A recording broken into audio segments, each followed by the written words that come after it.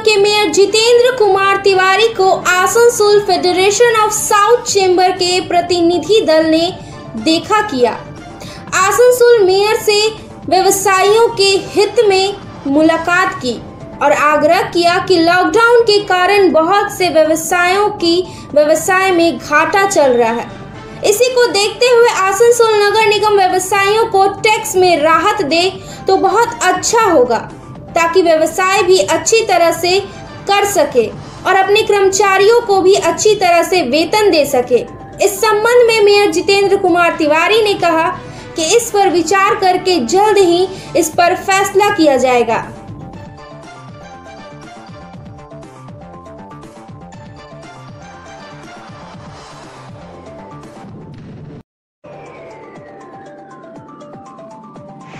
और देखिए कि जो सारे पदाधिकारी हैं वो आज नगर निगम आए थे। उन्होंने व्यवसाय से जुड़े हुए उनकी कुछ समस्याएं हैं, उससे नगर निगम को अवगत कराए।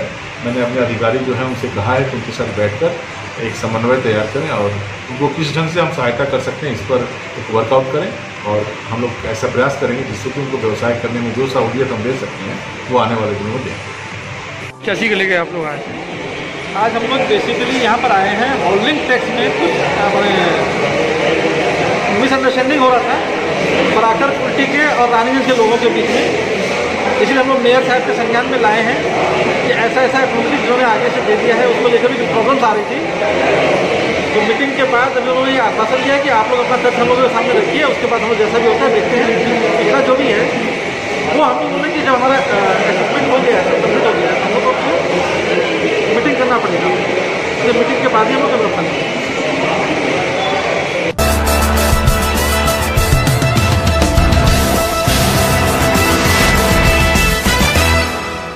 शुक्रवार के दिन आसनसोल कारी पहाड़ी कोलियरी में समस्त श्रमिक यूनियनों ने विरोध किया। श्रमिक नेताओं ने मिलकर क्या विरोध प्रदर्शन किया? केंद्र सरकार जो 50 कोयला खदानों को प्राइवेट करने जा रही है, उसमें से काली पहाड़ी का भी नाम है। इसी के विरोध में यह प्रदर्शन किया गया है। इस विरोध प्रदर्शन में कहा गया कि केंद्र सरकार की मनमानी को नहीं चलने देंगे। आने वाले समय में हम लोग बहुत बड़ा आंदोलन करेंगे।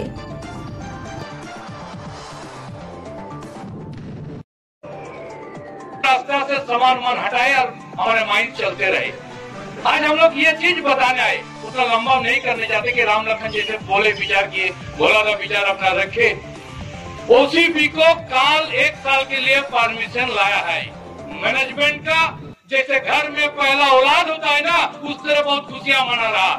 एक तरफ भी दुख लगिए, माइंस का अगर बंद का नारा लगेगा तो ये ओसीपी भी नहीं चलेगा। ये ओसीपी चल रहा, ये तो नाटक हो रहा था।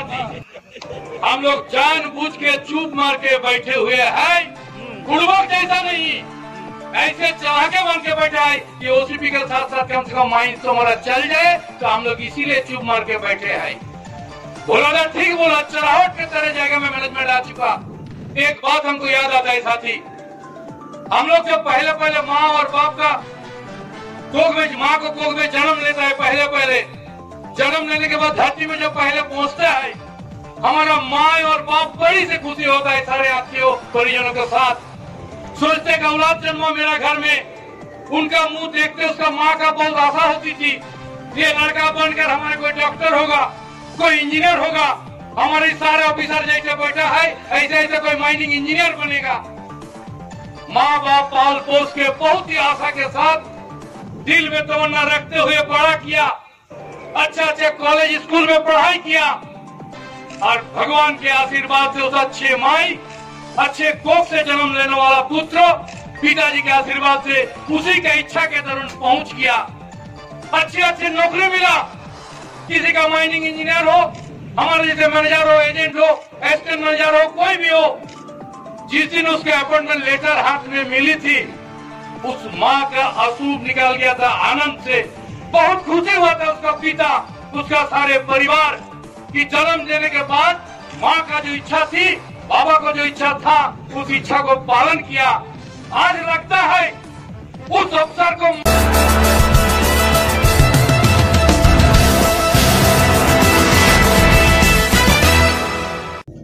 आसनसोल कांग्रेस शुक्रवार के दिन आसनसोल कोर्ट के घड़ी मोड़ के पास गांधी मूर्ति के नीचे कांग्रेसियों ने धरना दिया।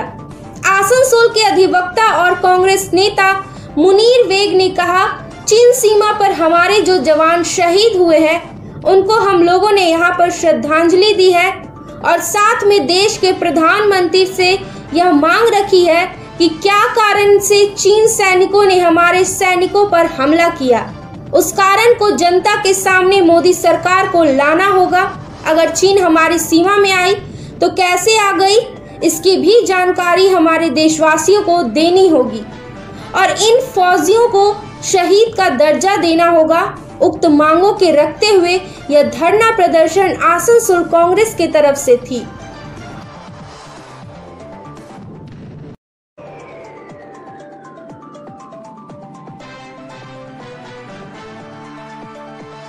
हम लोग धरना में इसलिए बैठे हैं कि भारत में जो 30 सैनिक का शहीद हुए, वो शहीद कैसे हुए और इसके बारे में हम पूछना चाहते हैं हमारे भारत के प्रधानमंत्री से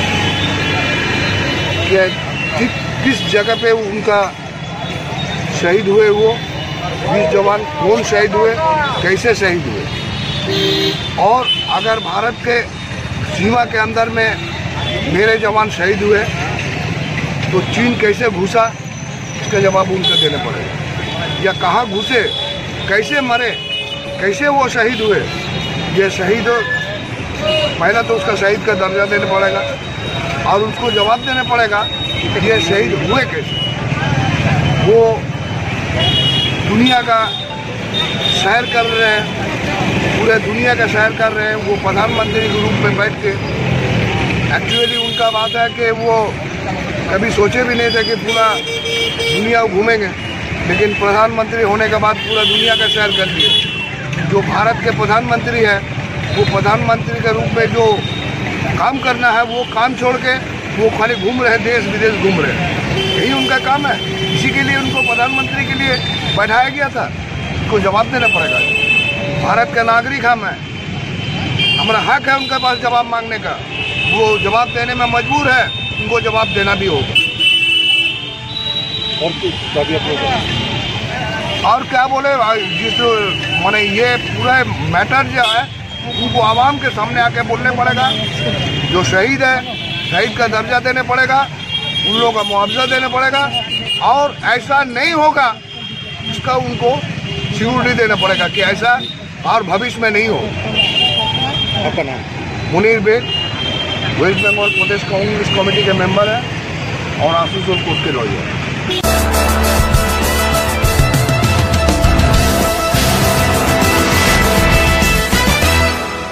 बंगाल के आसनसोल शहर के बाराबन्नी थाना अंतर्गत बेगुनिया कोलियरी में एक बड़ा हादसा हुआ है। यहाँ गुरुवार रात जमीन का एक बड़ा हिस्सा भूधसान की चपेट में आ गया है। इस भूधसान के बाद वहां खड़े 2 डंपर ट्रक सीधे जमीन में जा समाये। इस हादसे में एक ट्रक का कर्मचारी गंभीर रूप से घायल भी हुआ है। घायल कर्मचारी को वहां से उद्धार कर उसे इलाज के लिए दुर्गापुर के एक निजी अस्पताल में भर्ती कराया गया है। जानकारी के अनुसार ईस्टर्न कोलफील्ड लिमिटेड के सालानपुर एरिया के बेगुनिया स्थित इस कोयला खदान को एक निजी संस्था को ठेके पर दिया गया है। गुरुवार शाम से हो रही तेज बारिश के बाद यहां जमीन का एक बड़ा हिस्सा धंस गया। जिस समय यह हादसा हुआ उस समय कुछ डंपर वहां खड़े थे। उन्हीं डंपर में से 2 सीधे जमीन में जा समाये। घटना के बाद राहत और बचाव कार्य शुरू किया गया है और इसमें फंसे एक व्यक्ति को सुरक्षित बाहर निकाला गया। शुक्रवार तक जारी इस राहत और बचाव कार्य में इस बात को सुनिश्चित करने का प्रयास किया जा रहा है कि इस हादसे में कोई भी और भी अंदर फंसा तो नहीं है। इस घटना की वजह से पूरे इलाके में अफरा तफरी का माहौल छाया है।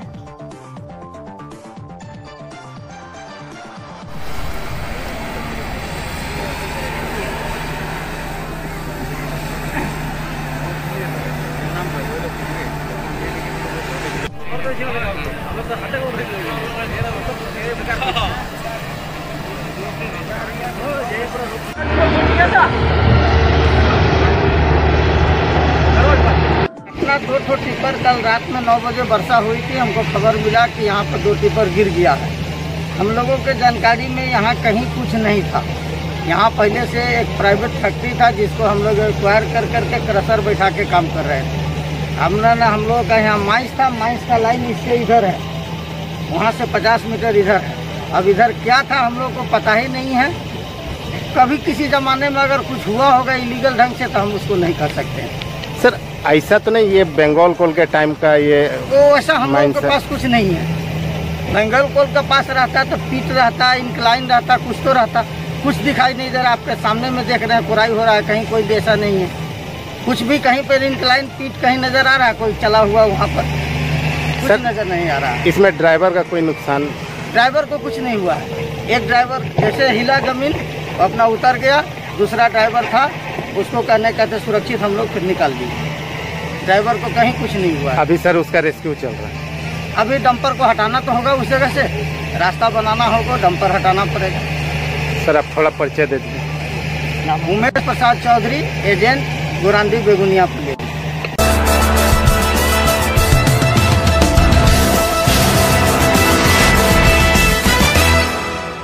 बीते दिनों पेट्रोल और डीजलों के दाम में बढ़ोतरी से लोग काफी परेशान हैं। वहीं आज फिर दिल्ली में लोगों पर महंगाई की मार एक बार फिर चलाई गई है। जी हां, पेट्रोल 21 पैसे और डीजल 17 पैसे लीटर महंगा हुआ है। तेल की कीमतों में लगातार 20वें दिन इजाफा किया गया है।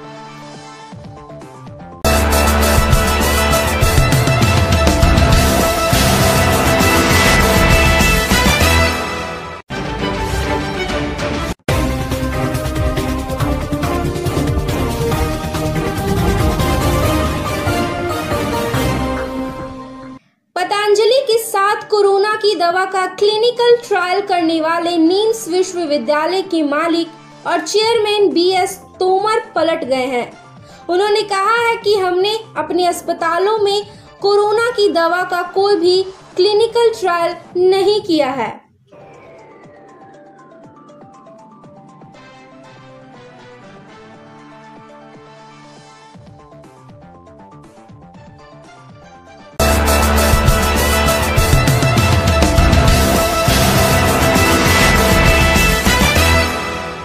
प्रधानमंत्री नरेंद्र मोदी की सरकार दूसरी बारी का 1 साल पूरा होने पर सरकार की तरफ से एक विशाल ऑनलाइन रैली का आयोजन किया जाएगा। यह रैली 27 जून को बीजेपी के दफ्तर चंडीगढ़ से निकाली जाएगी। रोजगार अभियान, प्रधानमंत्री गरीब कल्याण रोजगार अभियान, आज इसी शक्ति ने आत्मनिर्भर उत्तर प्रदेश रोजगार अभियान को प्रेरणा दी है। यानी केंद्र सरकार की योजना को योगी जी की सरकार ने क्वालिटेटिव गुणात्मक और क्वांटिटेटिव संख्यात्मक दोनों ही तरीके से विस्तार दे दिया है।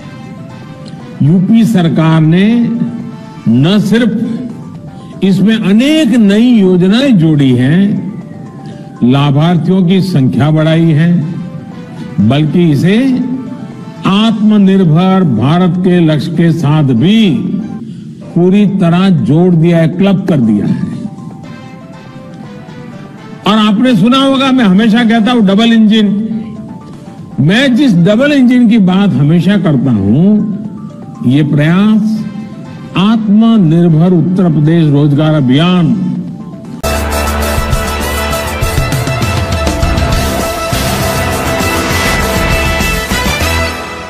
असम में आई बाढ़ ने तबाही मचा दी है। आपको बता दें, बीते दिन बाढ़ के कारण हालात और खराब हो गए।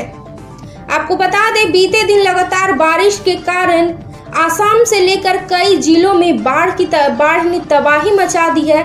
साथ ही मृतकों की संख्या में इजाफा भी हो गया।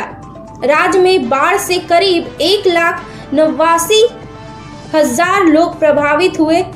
तो राज्य के मुख्यमंत्री सर्बानंद सोनोवाल प्रभावित इलाकों के हालात का जायजा लेने पहुंचे।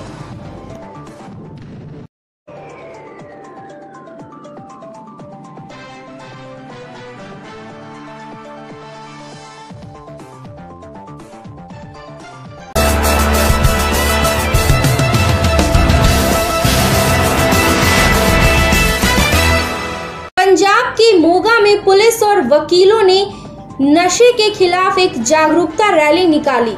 रैली मुख्य बाजार से नशे के होने वाले घातक परिणामों का संदेश देते हुए यह रैली निकाली गई।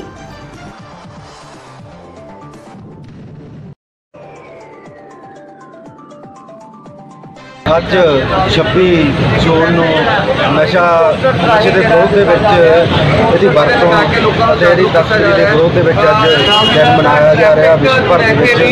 ਸਾਡੇ ਮਾਨਯੋਗ ਐਸਪੀ ਸਾਹਿਬ ਮਨਵੀਰ ਸਿੰਘ ਗੰਗਿਆ ਦੇ ਦੱਸਣ ਅਨੁਸਾਰ ਅਸੀਂ ਜੋਗਿੰਦਰ ਚੌਂਕ ਦੇ ਵਿੱਚ ਉੱਥੇ ਲੋਕਾਂ ਨੂੰ ਅਵੇਅਰ ਕਰਨ ਦੇ ਸੰਬੰਧ ਦੇ ਵਿੱਚ ਇੱਕ ਬਾਜ਼ਾਰ ਦੇ ਵਿੱਚ ਮਾਰਚ ਦਾ ਆਯੋਜਨ ਕੀਤਾ ਹੋਇਆ ਤਾਂ ਕਿ ਲੋਕਾਂ ਨੂੰ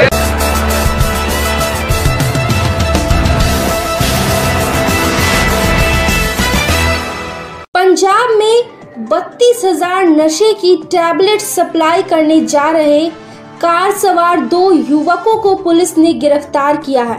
आपको बता दें, हरियाणा पंजाब सीमा पर गांव खुन्नन के पास गिरफ्तारी की गई है।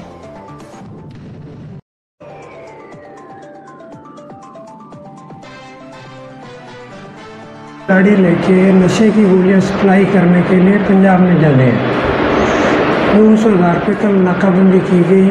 दौरान नाकाबंदी 2 लड़के पकड़े जिनके पास स्विफ्ट डिजायर कार और उसमें सरकार द्वारा जो प्रतिबंधित टैबलेट्स है ट्रामाडोल 32,000 गोली रिकवर हुई, जिनके खिलाफ NDPS का FIR दर्ज करके आज कोर्ट में पेश कर पुलिस रिमांड लिया जाएगा। तो ये कहाँ से जा रहे थे? ये लोग कलवन से लेके आए थे, पंजाब में लेके जाना था।